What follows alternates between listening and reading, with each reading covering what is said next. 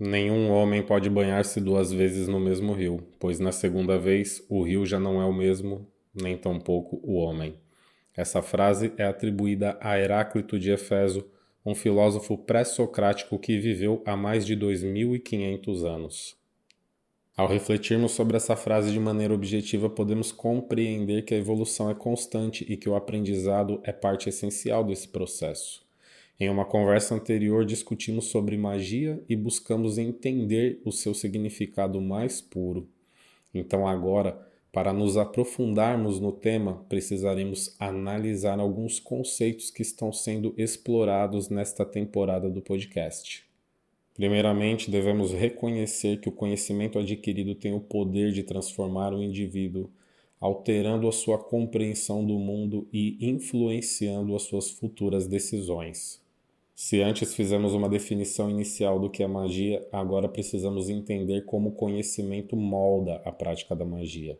Então, se desejamos compreender a magia no contexto do candomblé, surge uma pergunta fundamental: de onde vem o conhecimento do candomblé?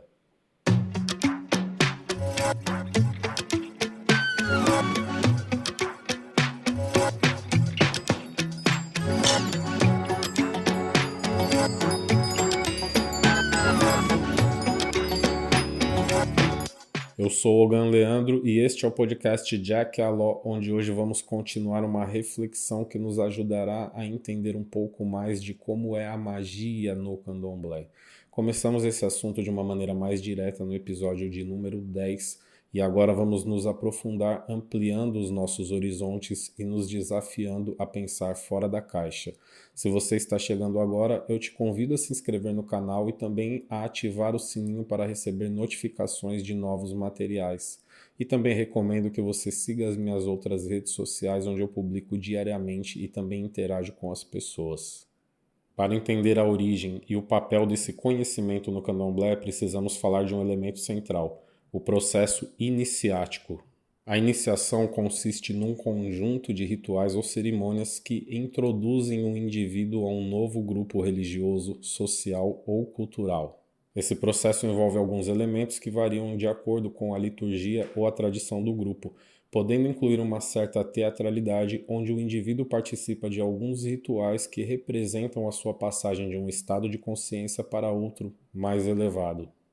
Também são estabelecidos compromissos e juramentos que reforçam as responsabilidades do indivíduo para com o novo grupo e os seus valores.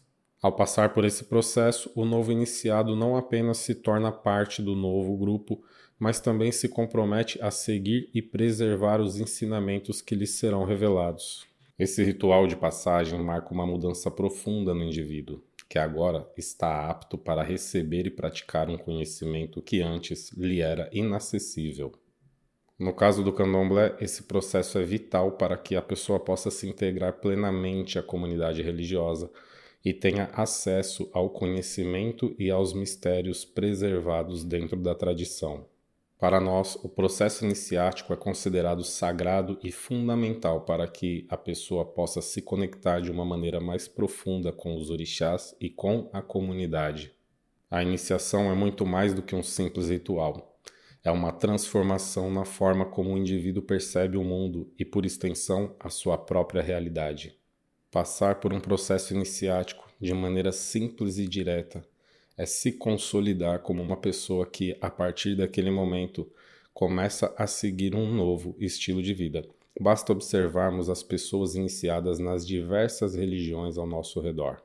Por exemplo, no momento em que um cristão se batiza, ele passa a adotar um lifestyle de acordo com a denominação cristã na qual ele se iniciou, e isso acontece com qualquer pessoa em qualquer outra denominação religiosa, em qualquer grupo religioso no qual for iniciado. Mesmo que nos dias de hoje a grande maioria dos grupos sociais, religiosos ou culturais divulgue boa parte dos seus costumes e ritos, é importante entender que existem particularidades que serão compartilhadas somente com quem é iniciado. Ainda que alguém quebre os seus compromissos e juramentos, revelando conhecimentos que deveriam ser preservados, há uma diferença enorme entre quem foi iniciado, aprendeu e praticou esses conhecimentos sob a orientação de um iniciado mais antigo e pessoas que tiveram contato com esse conhecimento de uma maneira profana. A verdade sobre o conhecimento revelado ao não iniciado pertence somente ao iniciado, que recebeu tal conhecimento em sua totalidade. Hoje, há diversas formas de acessar informação sobre qualquer assunto e a magia não se exclui disso. No entanto, há um enorme perigo em acessar determinadas informações e tentar praticá-las sem a devida preparação. O que precisamos entender neste momento é que o conhecimento sobre magia no candomblé vem diretamente das suas origens africanas. Com base em tudo que conversamos até aqui, podemos entender que a concepção de realidade e a alteração dessa realidade no candomblé estão intimamente ligados à vivência dos nossos ancestrais africanos e os seus descendentes. Logo, podemos concluir que a magia do candomblé é africana na sua essência, mas sofreu influência da cultura encontrada aqui no Brasil ao longo dos séculos. E agora, talvez você deva estar se perguntando: então, para praticar a magia do candomblé é necessário ser iniciado no candomblé? E a resposta é sim. No episódio anterior, entendemos que a magia também pode ser vista como uma maneira de mudar a forma como percebemos o mundo ao nosso redor. E nesse sentido, concluímos que a magia não precisa ser necessariamente sobrenatural. Ela pode ser a capacidade de visualizar novas possibilidades e criar uma mudança na nossa realidade mental e emocional. Sob esse prisma, podemos perceber que não existe apenas uma forma de magia, e podemos classificá-la de duas maneiras: a magia genérica, que envolve algumas ações do cotidiano que podem alterar a nossa realidade, e a magia específica, que no caso é o nosso objeto de estudo, a magia do candomblé. Mas, para se praticar magia em qualquer uma de suas vertentes, é preciso ter uma coisa muito clara: limites precisam ser respeitados. No candomblé, esses limites são definidos pela tradição, pelos ensinamentos dos mais velhos e pela sabedoria ancestral, que orienta a prática de magia com responsabilidade e respeito. E agora, como já discutimos sobre a importância da iniciação e como ela prepara o indivíduo para praticar a magia de maneira consciente e responsável, precisamos falar sobre os limites. Não importa a vertente da magia que o indivíduo pretenda praticar, a preparação é indispensável. É por meio da iniciação que o indivíduo é devidamente preparado, tanto física quanto espiritualmente, para suportar as consequências de seus atos. No candomblé, os preceitos da iniciação, as obrigações religiosas periódicas e outros rituais pertencentes à liturgia desempenham um papel crucial nesse preparo. Esses rituais não são apenas simbólicos, eles trabalham ativamente na preparação do corpo físico e do corpo espiritual do iniciado, permitindo que assim eles possam lidar com as energias que serão manipuladas. Aqui, vale lembrar um princípio básico que aprendemos com a física: para cada ação há uma reação de igual ou maior proporção. E isso nos faz entender que, ao praticar magia, sempre há um preço a ser pago. O preço a ser pago não é apenas espiritual, mas também energético, emocional e, em alguns casos, chega também a ser físico. Para ilustrar melhor essa ideia, podemos fazer uma correlação com o conceito do eletromagnetismo. Quando manipulamos energia elétrica, por exemplo, sabemos que o equipamento que a utiliza deve estar preparado para suportar a carga eletromagnética. Caso contrário, ele pode ser sobrecarregado, queimado ou danificado. E o mesmo princípio pode ser aplicado ao ser humano quando falamos sobre magia.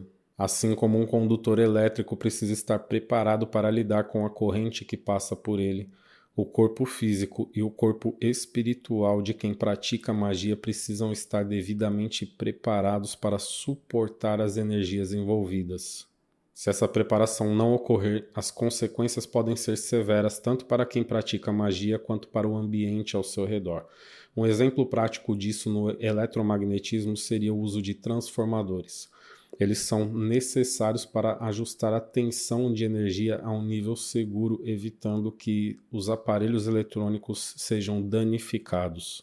Da mesma forma, os preceitos da iniciação e os rituais do candomblé funcionam como capacitores espirituais que ajustam as capacidades do iniciado para que ele possa lidar com as forças e as energias que ele vai manipular. Sem esses ajustes, a pessoa se expõe ao risco de não conseguir suportar as consequências das suas ações. Por isso, limites precisam ser respeitados. A magia não é uma questão de intenção. Ela envolve o manejo de forças muito reais que respondem de acordo com as ações empreendidas. E aqui voltamos ao papel fundamental da iniciação, do correto processo de aprendizado e da compreensão do tempo, da experiência. Esses elementos preparam o iniciado para compreender e respeitar limites, garantindo que a prática da magia ocorra de maneira segura e equilibrada. Tendo isso muito claro, talvez fique mais fácil refletirmos sobre o cenário contemporâneo da magia e o quanto tudo isso é perigoso. Como já foi dito antes, o acesso à informação hoje é muito mais fácil e conhecimentos sobre magia não se excluem disso. Nas redes sociais, cursos online, apostilas e livros estão se proliferando, oferecendo uma miríade de fórmulas e ensinamentos de como se praticar magia. No entanto, muitas dessas informações são superficiais ou, pior ainda, sem critério ou responsabilidade. Há um número crescente de pessoas que buscam a magia como ferramenta de poder, impressionante ou impressionista, sem considerar os riscos a que estão se expondo. Colocar em prática o conteúdo veiculado por pessoas que muitas vezes não estão preparadas para ensinar ou que sequer compreendem profundamente aquilo que estão transmitindo é muito perigoso. Esses professores, mestres e disseminadores de conteúdo muitas vezes negligenciam a responsabilidade que têm sobre as ações que serão empreendidas pelas pessoas que seguem os seus ensinamentos. Assim como na prática da magia, quem oferece esse conhecimento sem o devido preparo ou sem alertar para os riscos está se expondo a uma responsabilidade cósmica. Mesmo que a pessoa pense, eu só estou oferecendo, faz quem quer, eu não me importo, só quero o meu dinheiro ou coisas parecidas, tudo isso está sujeito a uma avaliação do universo e isso não deve nunca ser subestimado. E esses conteúdos, especialmente sobre o candomblé e o chamado culto tradicional, que muitas pessoas estão divulgando como algo superior ao candomblé, frequentemente são apenas estratégias de marketing utilizadas para vender um suposto conhecimento. Você acha que a maioria das pessoas que compram esses conteúdos estão sendo preparadas adequadamente para lidar com as consequências da prática dessas magias que são vendidas? Sem o preparo físico e espiritual que estamos discutindo ao longo deste episódio e também o preparo emocional e psicológico, essas pessoas estão colocando as suas vidas em risco. No próximo episódio, vamos nos aprofundar ainda mais nesse tema, explorando como a magia do candomblé deve ser compreendida e respeitada.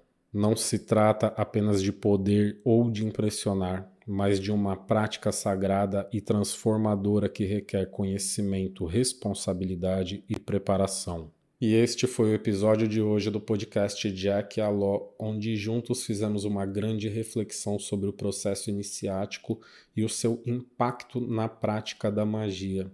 E agora eu te convido a ficar atento aos próximos episódios para que você possa entender junto comigo como funciona a mecânica da magia no candomblé. Se você está chegando agora, eu te convido a se inscrever no canal e ativar também o sininho para que você possa receber notificações do material quando ele é postado. Se inscreva também nas minhas outras redes sociais, onde eu publico material diariamente e interajo com as pessoas.